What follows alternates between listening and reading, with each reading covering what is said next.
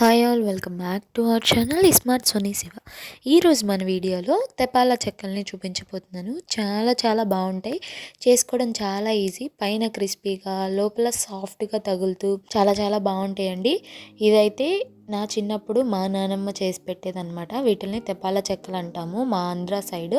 So చాలా చాలా బాగుంటాయి, చేసుకోవడం చాలా ఈజీ. చాలా తక్కువ ఇంగ్రీడియంట్స్తో చేసుకోవచ్చు, అలాగే త్వరగా కూడా చేసుకోవచ్చు అనమాట. స్నాక్స్ లాగా చాలా బాగుంటాయి. చిన్నప్పుడు ఇవి ఇచ్చేసేవాళ్ళు అనమాట. ఇవి నిల్వ కూడా ఉంటాయి 2-3 రోజుల దాకా.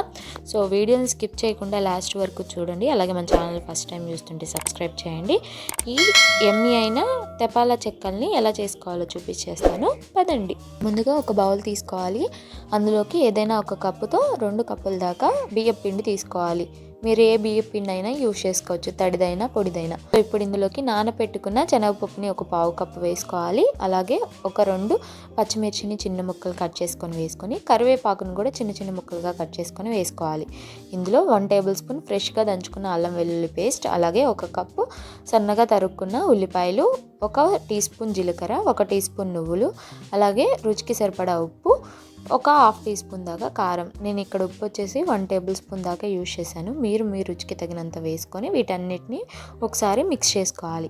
ఇలా అంతా కూడా బాగా కలిపేసుకున్న తర్వాత కొంచెం గోరువెచ్చగా ఉన్న వేడి నీళ్ళని వేసుకొని కొంచెం కొంచెం వేసుకుంటూ సాఫ్ట్ పిండిలా కలిపేసుకోవాలి. వీడియోలో చూపిస్తున్న విధంగా ఇలా సాఫ్ట్గా పిండిని కలుపుకోవాలి. ఇక్కడ నేను బీ పిండిలో కలుపుకోవడానికి గోరువెచ్చటి నీళ్ళు వచ్చేసి 1.5 కప్పు వరకు యూజ్ చేశాను.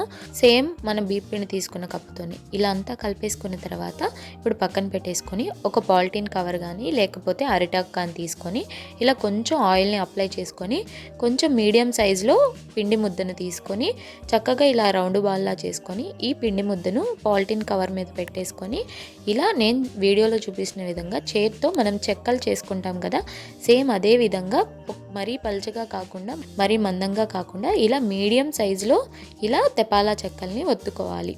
సో ఇలా ఒత్తేసుకున్న తర్వాత వీటిల్ని ఇలా స్టవ్ మీద ఒక దోశ పాన్ కానీ లేకపోతే ఐరన్ తవా ఉంటుంది కదా, అది కానీ పెట్టేసుకొని ఇలా 1/2 టేబుల్ స్పూన్ ఆయిల్ వేసుకొని సిమ్లో పెట్టుకొని ఫ్రై చేసుకోవాలన్నమాట. ఇది ఫ్రై అయ్యేలోపు నేను ఇంకోటి చూపిస్తాను పదండి.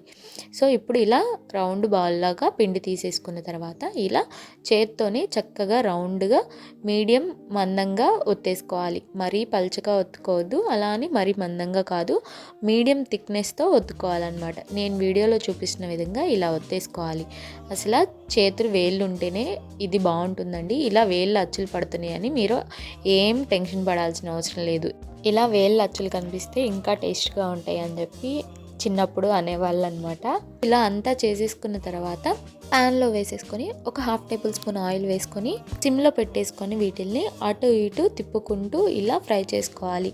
నేను వీడియోలో చూపించిన విధంగా చక్కగా ఇలా ఫ్రై చేసుకోవాలి.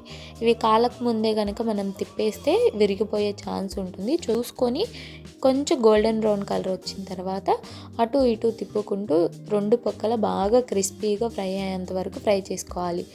చూస్తున్నారు కదా, నేను వీడియోలో చూపిస్తున్న విధంగా ఇలా చక్కగా ఫ్రై చేసుకోవాలి. ఇవి ఫ్రై అవ్వడానికి 5 to 6 మినిట్స్ అన్న టైం పడుతుంది, ఎందుకంటే మనం సిమ్లో పెట్టుకొని ఫ్రై చేసుకుంటున్నాం కాబట్టి. ఇలా చక్కగా అంతా ఫ్రై అయిపోయిన తర్వాత వీటిల్ని తీసేసుకొని చక్కగా ప్లేట్లో పెట్టేసుకోవాలి. సో ఇలా అన్నీ కూడా ప్లేట్లో పెట్టేసుకొని వేసేసుకోవడమే. మిగిలిన పిండి కూడా నేను ముందు చూపించిన విధంగా చక్కగా తెపాల చెక్కల్లా ఒత్తుకొని ఇలా ప్యాన్లో వేసుకొని సిమ్లో పెట్టేసుకొని అటు ఇటు తిప్పుకుంటూ గోల్డెన్ బ్రౌన్ కలర్ వచ్చేంత వరకు ఫ్రై చేసుకోవాలి. ఇలా చక్కగా అంతా కూడా ఫ్రై చేసేసుకున్న తర్వాత అన్నీ కూడా తీసుకొని చక్కగా ప్లేట్లో పెట్టేసుకొని సర్వ్ చేసుకోవడమే. అంతేనండి, చూస్తున్నారు కదా, చాలా ఈజీగా చేసేసుకున్నాం కదా. పైన క్రిస్పీగా లోపల సాఫ్ట్గా తగులుతూ అక్కడక్కడ మనం వేసుకున్న పచ్చిపప్పు ఉల్లిపాయలు ఇవి తగులుతూ చాలా చాలా బాగుంటాయి. ఇవి 1 to 3 డేస్ దాకా స్టోర్ కూడా చేసుకోవచ్చు. సో చాలా ఈజీ స్నాక్, అలాగే క్విక్గా చేసుకోవచ్చు. చాలా తక్కువ ఇంగ్రీడియంట్స్తో అన్నీ మనం ఇంట్లో ఉన్న వాటితోనే చేసుకోవచ్చు. సో మీరు కూడా తప్పకుండా ట్రై చేయండి. పెద్దవాళ్ళకి కానీ పిల్లలకు కానీ చాలా బాగా నచ్చుతాయి. ట్రై చేశాక ఎలా వచ్చినాయో మీ ఫీడ్బ్యాక్ని నాతో షేర్ చేసుకోవడం మర్చిపోవద్దు. వీడియో నచ్చితే లైక్ చేయండి, మీ ఫ్రెండ్స్ అండ్ ఫ్యామిలీ రిలేటివ్స్కి షేర్ చేయండి. ఇంకా ఇలాంటి ఎన్నో ఈజీ రెసిపీస్ కోసం స్మార్ట్ సోనీ శివ ఛానల్ని సబ్స్క్రైబ్ చేయండి. ఈ వీడియో అయితే ఇంతే, మరో మంచి వీడియోతో మళ్ళీ మీ ముందుకు వచ్చేస్తా. అంతవరకు సెలవు. Bye all.